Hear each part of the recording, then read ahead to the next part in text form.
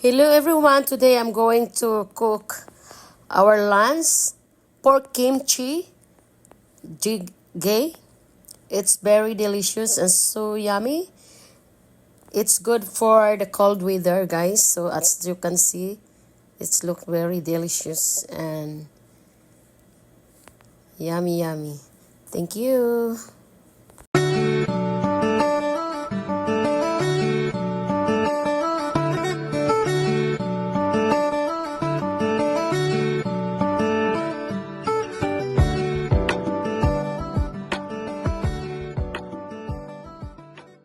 Hello, good morning and good evening everyone. Today we're going to cook very delicious and yummy kimchi pork JJiGAE. I add oil, olive oil, and then garlic, onions, and also kimchi, and 1 tablespoon of chili paste. As you can see, guys, you have to mix it well so the flavor tastes good. And add pork backbone and pork belly for our meat. So I cook this gun for our lunch requested by my youngest daughter. So it's really good, guys. You need to try it. So you have to mix it well. So this pressure cooker and also the liquid of the kimchi I add too. So I soak the rice water and the water I put there in my soup. So I fill up many times until almost full the water. So as you can see, guys, it's really good. And then I add more kimchi, napa kimchi. It's like napa cabbage kimchi or something like that. So I add more water. So now I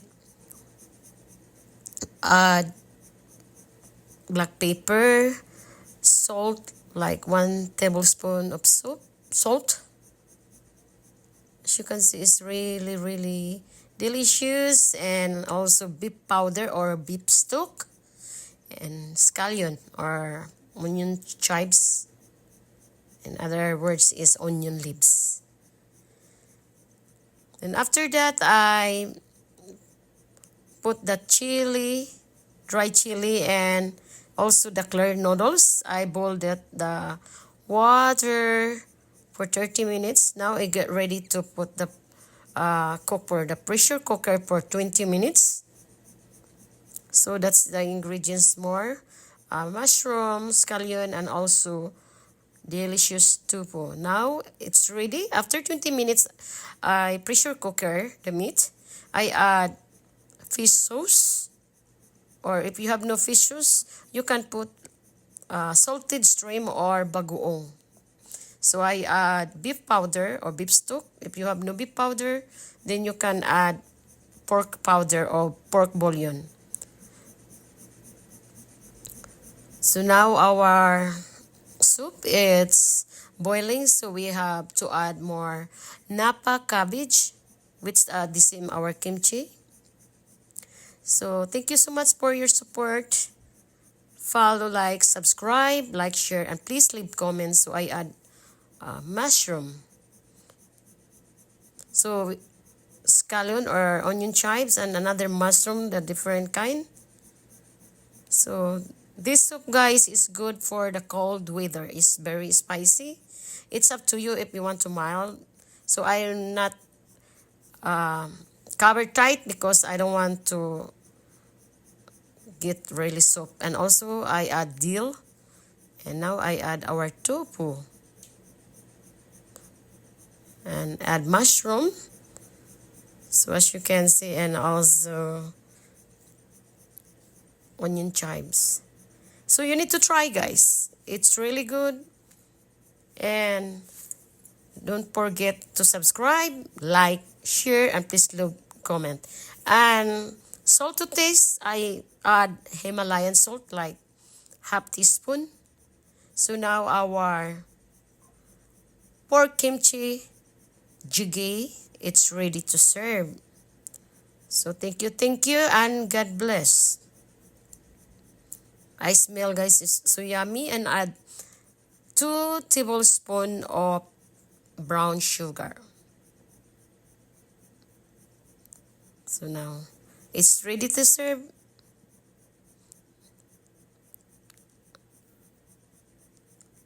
Last but not the least, the sesame oil. So guys, look at the meat is perfect, very soft. So for the pressure cooker, you have to cook with 20 minutes. And I add more chili paste. I'm sorry, I thought it's done. So chili paste because my daughter requested another more spicy. So I add more chili paste and 1 more sugar. So 3 tablespoons of brown sugar. Now it's ready to serve. If you want rice, we have brown rice.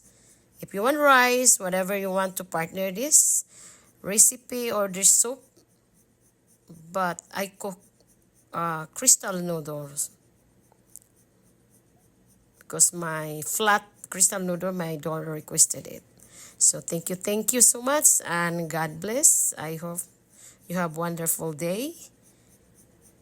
So look at, it's perfect for the cold water. This is the rest of our soup.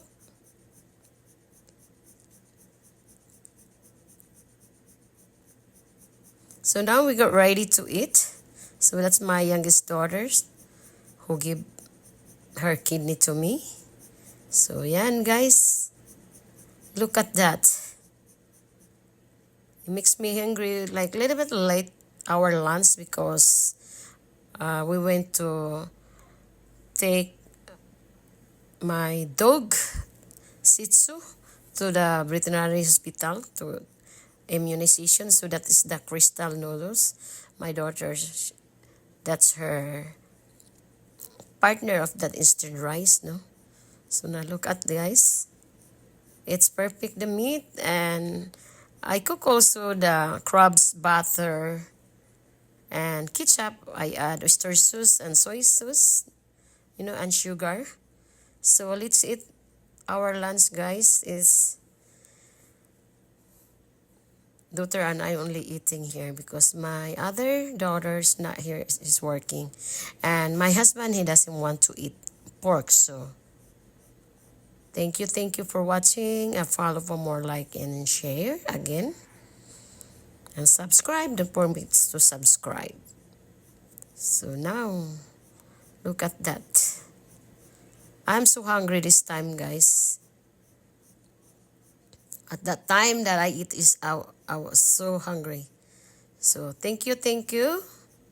And of course, before we eat, we pray. So I cut the delete. So look at that, guys. Sorry, guys.